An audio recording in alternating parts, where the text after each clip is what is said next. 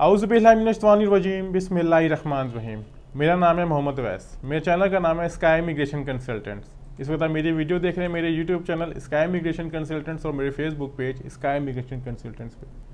Shenzhen tourist visa, एक वीज़े में 26 countries, पर डन बेस पे कोई वीज़ा नहीं है। बाद में क्लियर कर दूँ, ना ही तो हमारे पास कोई वीज़े होते हैं, ठीक है। अगर आपके किसी जानने वाले का वीज़ा हो गया हमारे से तो हमने सिर्फ कोशिश की, बाकी उसके डॉक्यूमेंट स्ट्रॉन्ग थे। अब हमें मैसेज करके ये ना कहा करें जी कि फ़लाँ का वीज़ा मिल जाएगा, कितने का मिल जाएगा, ऐसा कुछ भी नहीं होता। हम लोग जस्ट कोशिश करते हैं, ना ही तो हम लोग कोई डन बेस पे, ना ही तो हम लोग गारंटीड पे कोई काम करते हैं। शेंजन स्टेट्स में आपको पता है कि मुख्तलिफ कंट्रीज़ आते हैं।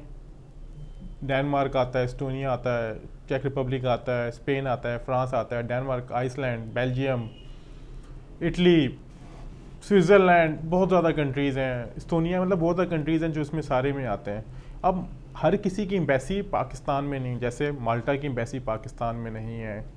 अब माल्टा के लिए आपको जाना पड़ता है दुबई में, या फिर जो उनके रेलिवेंट जहाँ पर उनकी है वहाँ पर जाना पड़ता है, ठीक है। अब इस तरह मैं आपको मिसाल देता हूँ कि एस्टोनिया की पाकिस्तान में, लेकिन एस्टोनिया कॉन्सुलेट है, उसको हंगरी डील करता है। आइसलैंड का नहीं है, उसको डेनमार्क डील करता है। मतलब मुख्तलिफ कंट्रीज़ को जो डील भी करते हैं, लेकिन जो कुछ कंट्रीज स्पेसिफिक जिनके नहीं है। पर मज़े की बात यह है कि इन सब की एम्बेसी की फ़ीस सेम है, वो है 80 यूरो। यानी आपको 80 यूरो लगते हैं। कुछ आपको फीसिस वहाँ जाके कैश पे करनी पड़ती है, कुछ बैंक में ट्रांसफ़र करनी पड़ती है, कुछ आपको ऑनलाइन पे करनी पड़ती है जब अपने आप फाइल प्रिपरेशन कर रहे होते हैं, ठीक है। और जब आपका वीज़ा ग्रांट हो जाता है तो आप इसमें एक, अगर आपने मिसाल के तौर पर अगर आपने डेनमार्क का वीज़ा अप्लाई किया तो आप इसमें बेल्जियम में भी ट्रैवल कर सकते हैं, फ्रांस में भी ट्रैवल कर सकते हैं, इटली में ट्रैवल कर सकते हैं। आपको वीज़ा रिक्वायर्ड नहीं होगा।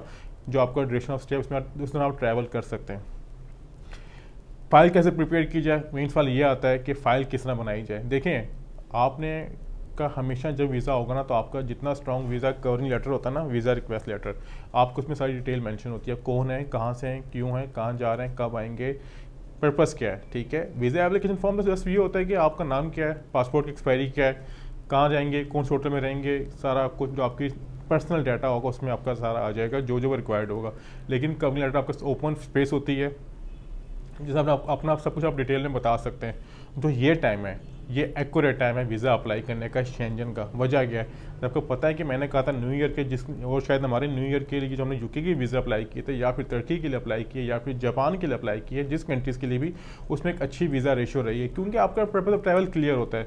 मिसाल के तौर पर जिसके पास स्पॉन्सर नहीं है, जिसकी फैमिली यूके में या फिर शेंजन स्टेट्स में नहीं है, वो क्यों जाना चाह रहा है? वो जाना चाह रहा है टूरिज्म के लिए, टूरिज्म पर्पज़ के लिए। वो ये कहेगा जी कि मेरा मर्ज टूर है, मैं Dubai, Baku, Japan, UK, XYZ Schengen states में जाना चाह रहा हूँ, न्यू ईयर सेलिब्रेट करना चाह रहा हूँ, मैं पेरिस जाना चाह रहा हूँ फ्रांस के। मतलब इस तरह के आप वहाँ पर जाके अपना न्यू ईयर नाइट का प्लान दे के अपना सेलिब्रेट कर सकते हैं। अब बात आती है अपॉइंटमेंट्स की। नो डाउट अपॉइंटमेंट्स का इशू है, अपॉइंटमेंट्स इजीली अवेलेबल नहीं है, लेकिन कुछ कंट्रीज़ की अवेलेबल भी हैं। लेकिन ज़रूरी नहीं है कि जिनकी अवेलेबल है आपको उनका वीज़ा ही मिल जाएगा, लेकिन आप लोग कोशिश कर सकते हैं, ठीक है।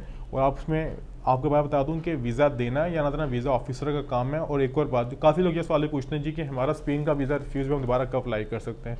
अगर आपका किसी शेंजन स्टेट का वीज़ा हो रहा है तो आप उसके 3 मंथ्स के बाद सेम कंट्री का अप्लाई कर सकते हैं, पर वेरी नेक्स्ट डे आप किसी और शेंजन स्टेट का वीज़ा अप्लाई कर सकते हैं, पर आपको एम्बेसी की फ़ीस वही देनी पड़ेगी। जब आप वीज़ा अपना फॉर्म फिल करते तो आपसे पूछता है कि आपके लास्ट 3 ईयर्स में बायोमेट्रिक हुए हैं, येस और नो, तो आप उसमें येस भी लिख करें, बताएं उनको और बताएं कि क्या हुआ था। लेकिन जो मजा है कि जब आप अपना कवरिंग लेटर बना रहे होते हैं तो उस पर आप एक एक चीज़ इतनी मेंशन कर, जैसे मिसाल के तौर पे आपने फ्रांस का वीज़ा अप्लाई किया तो आपने फ्रांस की इतनी तारीफ़ कर दी कि मैं पेरिस जाऊंगा, एफिल टावर जाऊंगा, फलान जाऊंगा, कि आपको फ्रांस से ज़्यादा कोई अच्छी जगह लगती ही नहीं है। फिर जब एकदम आते हैं आप दूसरे स्टेट में, स्पेन का अप्लाई करते हैं, फिर आप स्पेन का शुरू करते हैं, बार्सिलोना का, मुख्तलिफ कंट्रीज़ का, तो इसके लिए कम अज़ कम आप एक कवरिंग लेटर जो आपका पर्पज़ होता है वो प्लान करें कि आप ये बताएं कि मैं इसे जाना चाह रहा हूँ टूरिज़्म के लिए, मेरा टूरिज़्म है, मैं जॉब करता हूँ, बिज़नेस करता हूँ, मैं थोड़ा सा रेस्ट जा रहा हूँ, मेरी ट्रैवल से इतनी स्ट्रॉन्ग है, मैं फ़लाँ कंट्रीज़ में गया हूँ, मैं सिर्फ शेंजन स्टेट को एक्सप्लोर करना चाह रहा हूँ। शेंजन में आप मुख्तलिफ कंट्रीज़ का मेंशन कर सकते हैं।